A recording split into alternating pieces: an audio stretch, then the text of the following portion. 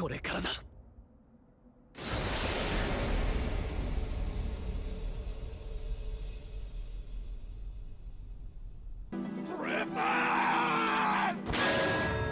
I really enjoy the Berserk manga, up to the point where I would say it's my favorite manga of all time. The anime adaptations of it aren't really that good, unfortunately. If you're interested in it, I would highly recommend checking out this over 21-hour long video by the almighty Lolly. Yes, I'm aware of his name and what it means, but the guy's video is really good, and you guys just gotta check it out, especially if you're a big fan of Berserk. I just finished watching the Attack on Titan anime, and I thought it would be interesting to see how Guts would handle attacking the Titans. I've only seen one person do a video on this topic, and I wanted to see if I can make a better one. Now, to make this video more interesting, I'm not gonna go over just one version of Guts. I'll first start off with Golden Age Guts, then Black Swordsman Guts, and finally, Berserker Armor Guts. At the end of the video, I will also be going over what if Guts' RPG party helped him attack the Titans. Now, one rule I'll have for Guts is that he can only use stuff from his own world, so no 3D gear, or Titan shifting powers, or even guns and cannons from Elden. Also, Guts will be put up against stronger and stronger Titans, but he will be able to learn from each battle with them. Now, for those of you who haven't seen or read Attack on Titan yet, I will quickly break down what the Titans' abilities are. Titans, as the name implies, are really big humanoid creatures. Some are only a little bigger than humans, most are several meters tall, but there's a whole army of them that are over 50 meters tall. Titans are of course extremely strong. They can regenerate limbs in only a few minutes. They only eat humans, but they can survive without eating anything because they're powered by the sun. They're kind of like Kryptonians when you think about it. Titans can run decently fast, but most of them are slower than a horse. And to top everything off, they can only be killed if the back of their neck is sliced. But the Titans' main weakness is, well, they're really dumb. They're even dumber than the fans of insert YouTuber you don't like here. But the 9 Titan shifters are far smarter. Now, most of them seem to be at roughly human intelligence. But there are a few exceptions, like when Eren turned into the Attack Titan for the first few times. But they also have a few unique abilities. The Colossal Titan is 60 meters tall and can shoot out super hot steam. The Armor Titan's body is so tough that not even cannonballs can penetrate it. The Hammer Titan also has a very tough body, and they can also create very powerful weapons, like, well, a hammer. But also a bow. There's the Quadrupedal Titan. They can run a lot faster than any other Titan. And they also have a decently strong bite, but not as strong as the Biter Titan who, well, I think their name is pretty self-explanatory. Their jaws are strong enough to bite through crystal. And there are several other Titan shifters that I will be going over, but the greatest one of all of them is the Founding Titan. They have the potential to wipe out all life on the planet. They control an entire army of colossal Titans, and they can also control all the other non-Titan shifters all at once. Guts is certainly going to have his hands full fighting all of these different Titans. But I now think it's time that we move on to Golden Age Guts is, well, a normal human. Yep, he has no special powers or weapons at all. That being said, he is a really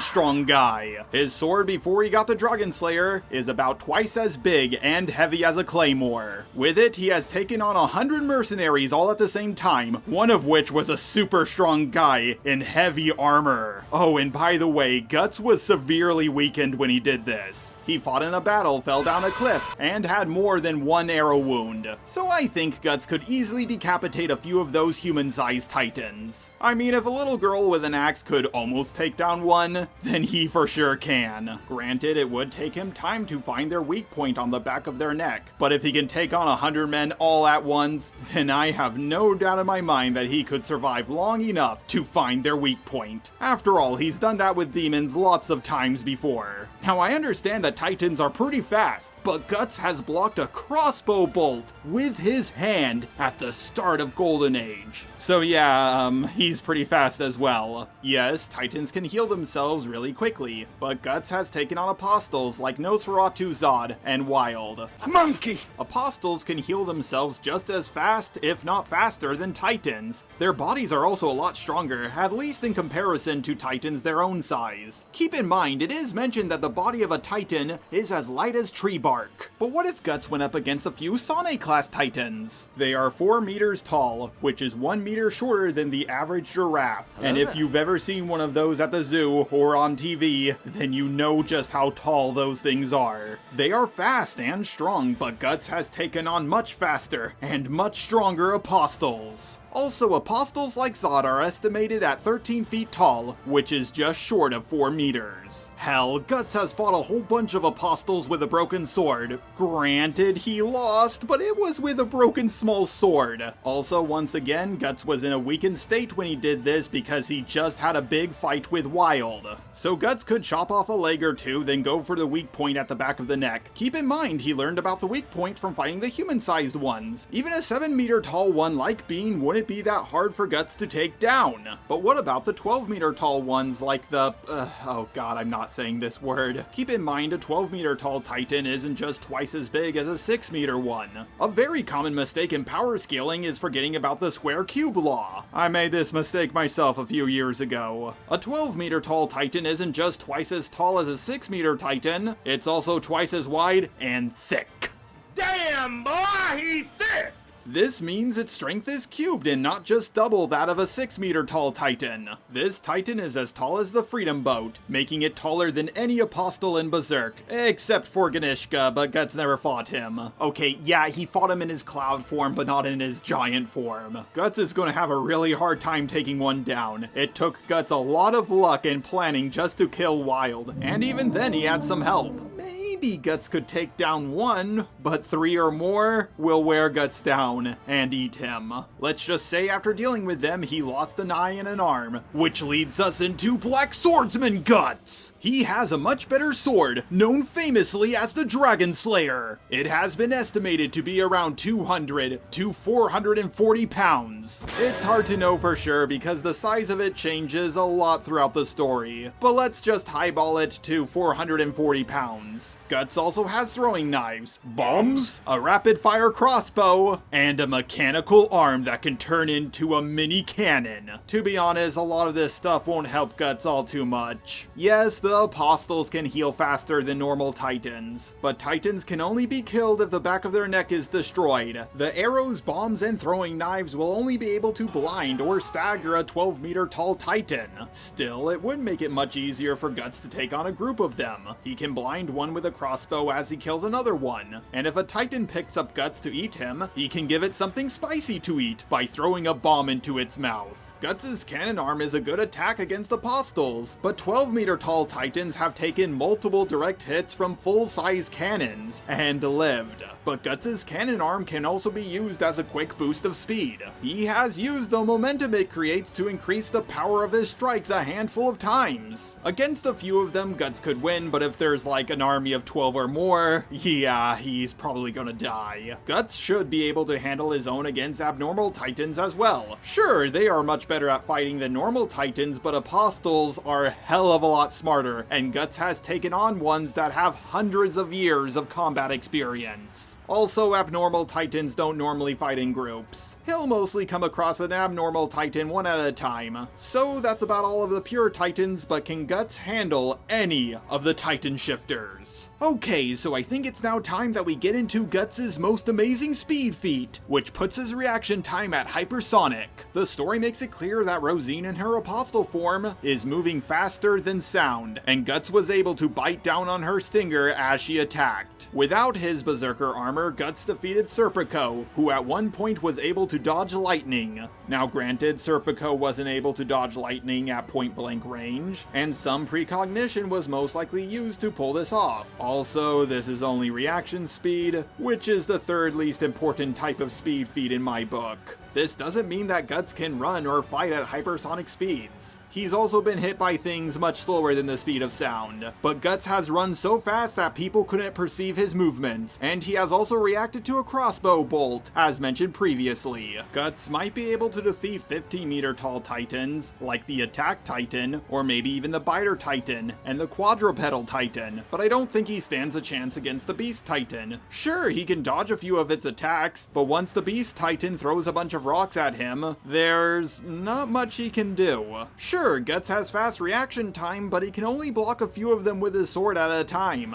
But with how much area the rocks cover, and how many times the Beast Titan can throw them over and over again, Guts just can't keep it up forever. The Beast Titan can also run faster than Guts, putting distance between them. I mean, after all, Guts isn't faster than a horse, but the Beast Titan is. Guts really can't do anything to hurt the Armor Titan or the Hammer Titan. He can't even get close to the Colossal Titan without being burnt to a crisp. As for the female Titan, it's a little too close to call, with her ability to harden specific parts of her body, her fighting skill, and all of that stuff. Guts can take on some of the Titan shifters, but at least 3 of them, he can't do any damage to them. So it looks like we have to move on to Guts in the Berserker armor. This armor greatly increases Guts' speed, allowing him to take on tons of powerful apostles all at once. He is strong enough to stop a ship mast as it is falling, and he has overpowered Grunbeld, a very strong apostle. He has tanked steam explosions, which shows that he can get close to the Colossal Titan. In just his base form, Guts has sliced through marble pillars. So with the Berserker armor giving him a boost, he might be able to cut through the Armored Titan. Hell, even the Hammer Titan will be in trouble, because Grunbeld turned into a crystal dragon, and Guts was still able to hurt him. The Colossal Titan and the Rice Titan are big, but Guts has slain an H.P. Lovecraft-like sea god by going inside of it. Granted, he did have help, but that thing was even bigger than the Rice Titan. The armor also gives Guts much more durability and speed even if he's hurt. It literally holds his bones into place, and it makes him fight until every one of his bones are broken, and every drop of his blood is spilt. He will be able to catch up with the Beast Titan, and when he does, he will cut it into ribbons. Lastly, can Guts take on the Rumbling? In short, by himself, no, he cannot. There's just too many giant titans for him to cut through.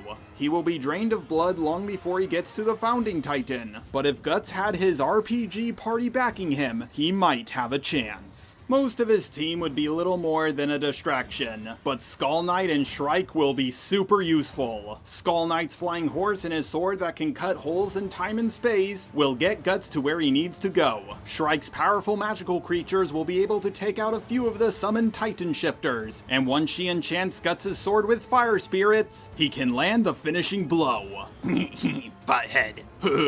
What, Beavis? Jar said blow. That was cool. And as for what Guts will be like in the future of Berserk, along with characters like Femto and the God Hand, well, just Femto, who is only one of the God Hand members, with a little help from Skull Knight, was able to defeat Ganishka in his ascended apostle form.